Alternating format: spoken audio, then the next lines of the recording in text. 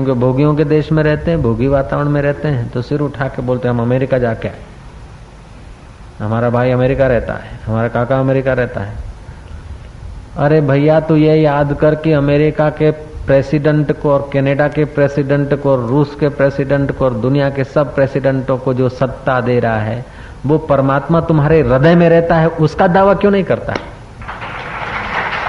ऐसा कह के अमेरिका को नचाने वाले, अमेरिका के प्रेसिडेंटों को नचाने वाले जो मेरे परमात्मा वो मेरे दिल में रहते हैं।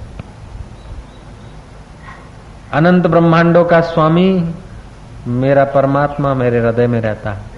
ये बात कोई नहीं बोलता। जो आके बोलते हैं कि मेरा भाई रूस गया, मेरा पूछड़ा अमेरिका में है, संत पी लेते हैं जहर का घुंटड़ा।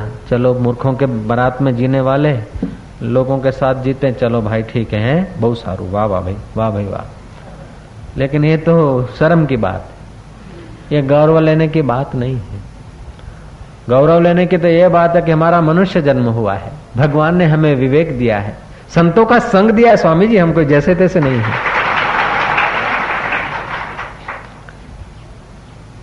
उन भोगों की कामना द्वारा जिनका ज्ञान हरा जा चुका है, कहां क्या बोलना, कहां क्या सोचना, ये भी जिनका हरा जा चुका, चुरा गया,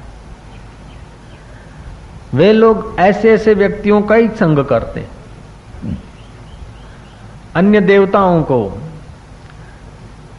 तुम्हें जमीन लेनी है तो रेवेन्यू मिनिस्टर को फोड़ो, तुम्हें समाज कल्याण का कुछ पैसा लेना है तो समाज कल्याण अधिकारी अथवा समाज कल्याण खाते के मिनिस्टर को फोड़ो, तुम्हें अपने गांव में रोड या सड़क बनानी है तो बांधकाम खाते वाले को गिड़गिड़ाओ, तुम्हें जो जो विषय चाहिए वो तुम उनके आगे नाक रगड़ते। लेकिन सब जिसके अंतर्गत है उसको पहचानने का ज्ञान नहीं है, उसलिए उस खाते के आगे गिड़गिड़ाते हो। देवता भी एक एक विभाग के होते हैं, सब चीजें देवता नहीं दे सकते। आत्मज्ञान आत्म शांति देवता नहीं दे सकते, जन्म मरण से पार देवता नहीं कर सकते। फिर भी लोग जो जन्म मरण से पार कर दे, जो आत्मज्ञान कर दे और जिसके अधीन सब खाते हैं, उस परमात्मा को छोड़कर अन्य देवताओं को और देवियों को और न जाने किस किस को पूजते रहते हैं। क्यों पूजते रहते हैं? कि हृदयस्थ देव को छोड़कर अन्य देव उन्होंने कल्प लिए हैं, क्योंकि उस विभाग के उस इच्छा पूरी करने वाले देवों की गड़गड़ाहट करते हैं। कोई देवों की ऐसी पूजा होती है जिनको आगे नारियल वधेरने को होता है, कईयों की ऐसी पूजा होती है जिनके आगे मुंह जूठा करके पूजा करनी होती है। कुछ ऐसी पूजाएं होती है कि आप नेकेड होकर करें, कोई ऐसी पूजा होती है कि स्त्री को नग्न करके और पूजा करें, कुछ ऐसी पूजाएं होती है कि आप तामसी खुराक खाएं और तामसी वातावरण में, कोई ऐसी इच्छा पूर्ति के लिए शरीर पर गंदगी लेप करके फिर पूजा की जाती। तो ये सब करने को लोग उत्सुक हो जाते, रात्रि जगने को उत्सुक हो जाते, रात्रि जगने को उत्सुक हो जाते हैं, मैल लगाने को उत्सुक हो जाते हैं, जूठा मुंह करके पूजा करने को उत्सुक हो जाते हैं, न जाने क्या क्या करने को उत्सुक हो जाते हैं। क्यों? कि कामना पूर्ति जाए। और मजे की बात है कि कामनाएं कभी पूर्ण नहीं होती। एक कामनाएं पूरी हुई तो 10 और आ जाती है, 10 पूरी हुई तो 100 और आ जाती है। ऐसे करते जीवन पूरा हो जाता है, लेकिन कामनाओं का अंत नहीं आता।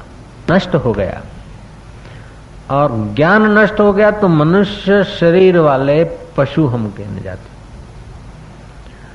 और कामनाएं या कामनाओं ने ज्ञान हर लिया तो हम खच्चर जैसे हो जाते, मजदूरी करने वाले।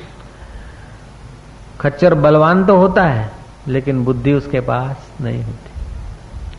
खच्चर कभी अड़ गया तो उसकी कृपा हो तो चले, नहीं तो उसका चलना मुश्किल है।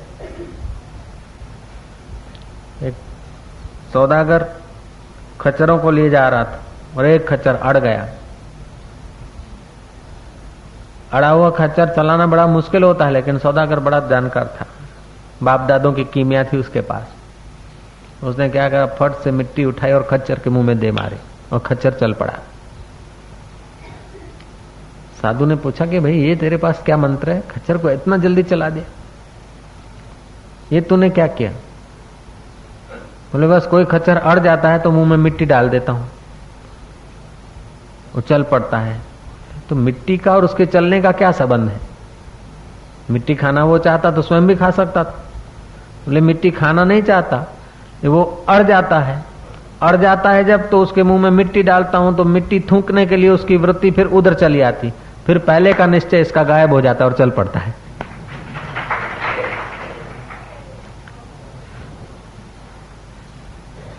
ऐसे ही संसार में हम खच्चरों की तरह बोझा उठाते रहते हैं। तो धर्म के ज्ञाताओं ने भी हमारे लिए कुछ मुंह में मिट्टी डालने का प्रयोग कर दिया। गए मंदिर में, प्रणाम किया, झुके, लगा ललाट पे मिट्टी विट्टी यूं हिलाया, तो पहले के जो चिंतन, पहले के जो संसार का बोझा, जो वासनाएं थी, शायद वो टूट पड़े और चित्त में कोई धारा आ जाए ज्ञान की।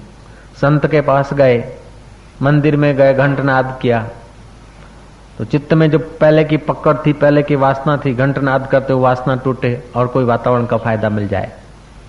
ये सब खच्चर के मुंह में मिट्टी डालकर चलाने के तरकीबें हैं।